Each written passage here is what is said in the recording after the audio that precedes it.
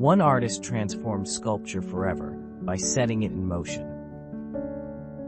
Alexander Calder redefined modern art with sculptures that balanced movement, space, and time.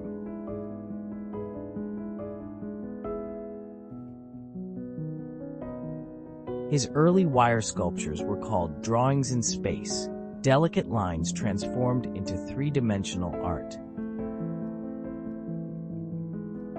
In the 1930s, Calder introduced the mobile, suspended sculptures that moved with air currents and gravity. What seems light and effortless in Calder's work conceals the depth of its impact. In the charged world of early 20th century abstraction, where artists were breaking away from representation, Calder introduced not just a new technique, but a new way for sculpture to exist. Every movement created a new composition. Calder turned sculpture into something alive and constantly unfolding.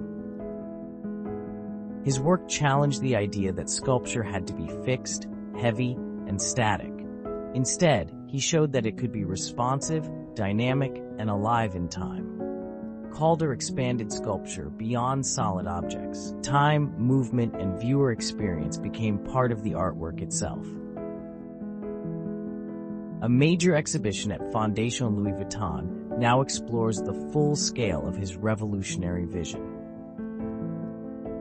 Calder's mobiles are carefully balanced through gravity, weight, and counterweight, yet their movement remains unpredictable. A small shift in air can create an entirely new composition and experience. In this way, Calder gives up some artistic control, allowing chance itself to become part of the work. Alexander Calder didn't just create sculpture, he taught it how to move.